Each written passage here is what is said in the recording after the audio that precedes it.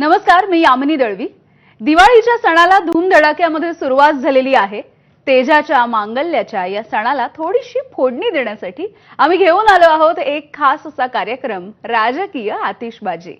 राजकीय नेत्यांची फटाकेबाजी ही नेहमीच खरतर सुरू असते, मात्र आज ते ही फटाकेबाजी करणार आहेत। म्हणजे काय तर तेच बघणार आहोत आणि सुरुवात करणार आहोत या राजकीय आतिषबाजीला ठाकरेंच्या शिवसेनेच्या नेत्या सुषमा अंधारे यांच्यासोबत।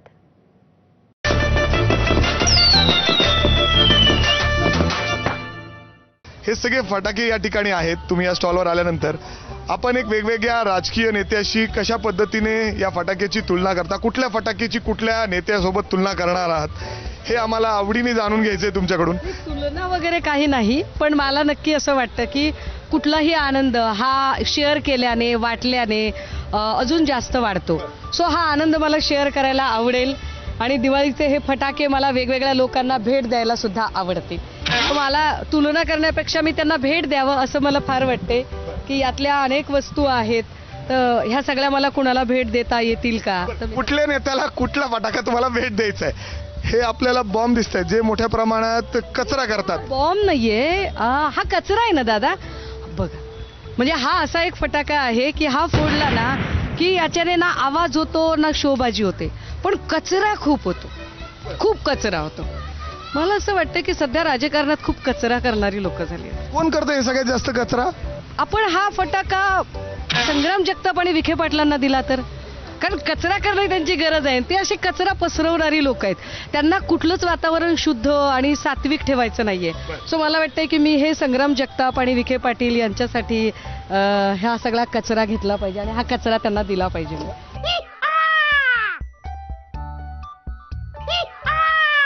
इथं खाली बघितलं तर 2 शॉट आणि 3 शॉट दिसत आहेत हे फटाके। आता कुठल्या कुणाला हा जरी सरकार जरी ट्रिपल इंजिन असलं ना, आणि माझे तिघही भाऊच आहेत, देवेंद्रजी असतील, एकनाथराव असतील किंवा दादा असतील, परंतु अडचण अशी आहे की सध्या काही ट्रिपल शॉट गोष्टच नाहीये। कारण तसंही एकनाथ शिंदे आता कम्प्लिटली आउटसाइड झालेले आहेत, हे आउटसाइड झालेले आहेत, हे आउटसाइड झालेले आहेत। देवेंद्रजींच्या नजरेतनं त्यांची सगळी जी काही उपयोगिता आहे ती संपलेली आहे आणि अर्थ खातं महत्वाचं दादांकडे आहे, त्यामुळे दोघेच महत्वाचे आहेत। सो मला वाटतंय की आपण हे जे फटाके आहेत हे दोघांच्यासाठी, एक देवेंद्रजी आणि दादा असे दोघांच्यासाठी देऊया। एकनाथरावांची सध्या तशीही राजकीय वर्तमान राजकीय पटलावर काही फार उपयोगिता नाही।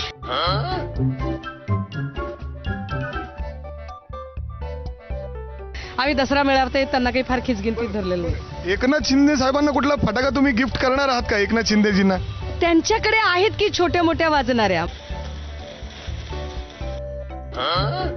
म्हणजे त्यांच्याकडे दादा भुईचक्र आहे का? दे बरं जरा असेल तर। हे बघा, त्यांच्याकडे अशा काही, म्हणजे समजा आता नरेश मस्के आहेत, काही काही आहेत अशा खूप साऱ्या अशा टिकल्या येतात छोट्या छोट्या वाजणाऱ्या, तर त्यांच्यासाठी त्या टिकल्या आपण ठेवाव्यात।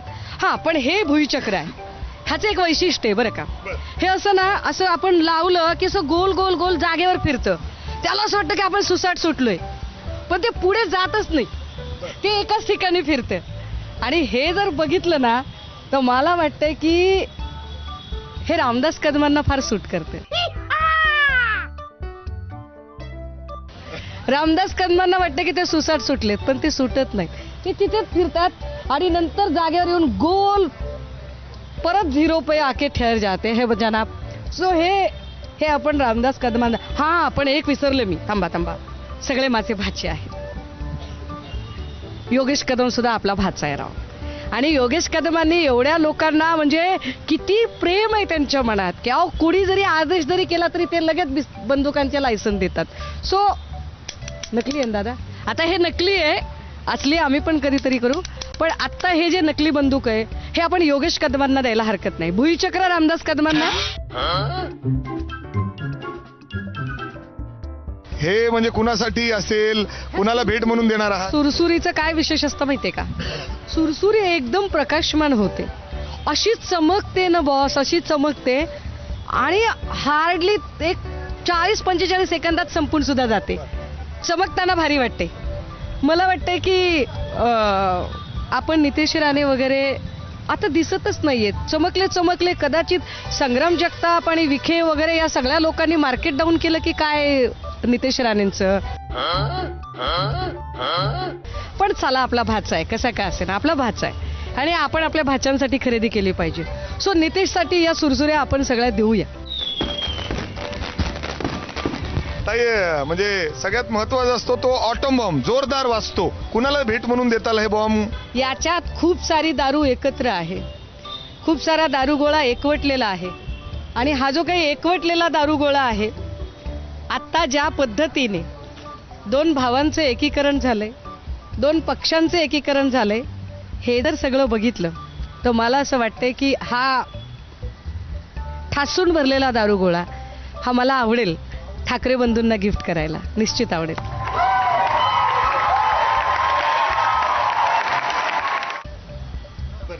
ताई, गेले काही दिवस तुम्ही सातत्याने ज्यांच्यावर टीका करत होते आता ते जवळ आलेत, राज ठाकरे. त्यांच्यासाठी एखादा फटाका कोई आहे का? ठाकरे बंधूंना मला मिळून हे द्यायला आवडेल, निश्चित आवडेल. नागासारखं बरेच लोक काही काही बदलत असतात, ही नागगोळी आहे. असे बदलणारे तर बाप रे, एवढे लोक आहेत, एवढे लोक आहेत. आणि ही नाग गोळी आहे, नाग गोळी आहे.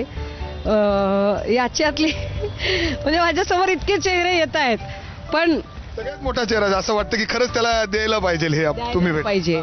आणि काही असतं की आपल्या कंट्रोलरने सांगितलं की तेवढ्यापुरता असा फणा काढायचा आणि त्यांनी सांगितलं की फुस करणं, लगेच फणा खाली टाकायचा.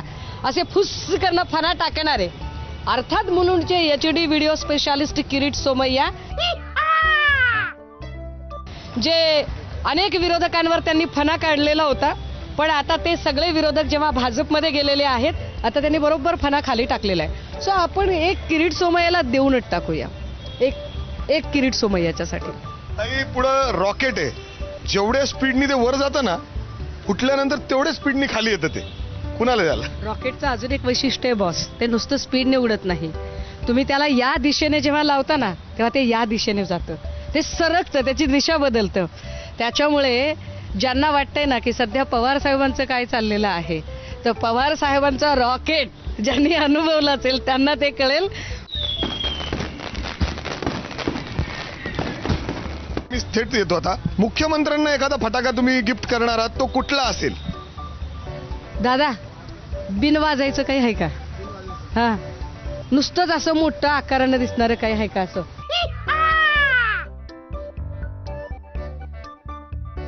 ते कुठलं फटाका असतं?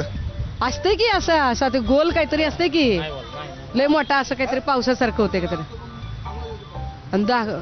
दाखवा बरं काय आहे ते. जेव्हा काल आशिष शेलार सारखा माणूस जेव्हा म्हणत होता, एखादी काही छोटे मोठे काही चिमणी कावळा काही असलं तर द्या बाबा, कबूतर देऊ नका त्याच्यावरून राजकारण होतं पुन्हा, कबूतर देऊ नका त्याच्यावरून राजकारण होतं पुन्हा, हे चिमणी कावळा असला तर द्या. हे म्हणजे मला जरा आशिष शेलारांना किंवा अजून कोणाकोणाला असे छोट्या छोट्या चिमण्या बिमण्या, हा हे अशा ज्या छोट्या चिमण्या कावळे आहेत ना, तर हे आशिष शेलार वगैरे अशा लोकांना आपण देऊया, काही हरकत नाही, त्यांना द्यायला आवडेल मला. हा, आईच्या गाव. हा कुठला बॉम्ब आहे? हा बॉम्ब नाही दादा, असं वाटेल की अरे बापरे हे किती वाजते, आता असं वाटेल आता काय खरंच नाही, आता काय धमाका होईल. दादा, हे फुगाफूस कार्यक्रम आहे बरं का, हे वाजत नाही. हे नुसतंच असं महाकाय आपल्याला वाटतंय, हे वाजत नाही. हे आपलं 5-10 सेकंद असं चुरचुरते आवाज. कोणासाठी आहे हे मला असं वाटतंय मी देवेंद्र फडणवीसजींना दिलं पाहिजे. ही डिझर्व दिसतील, हे त्यांच्यासाठी त्यांना दिलं पाहिजे. आणि थँक्यू की इतकी योग्य वस्तू तुम्ही मला दिल्याबद्दल, थँक्यू सो मच. अर्थात जर आपण बघितलं तर वेगवेगळे फटाके आहेत आणि ज्या पद्धतीने सध्या राजकीय फटाके वाजतायत, ताईंनी तशाच पद्धतीने हे सगळे फटाके वेगवेगळ्या नेत्यांशी या ठिकाणी द्यायचं ठरवलंय. हे फटाके फुटताच राजकीय फटाके देखील जोरदार फुटणार आहेत आणि त्याच्यासाठी तयारी देखील पाहायला मिळते. कॅमेरामॅन विजय राऊतसह मी मिकी घई, ABP माझा, पुणे.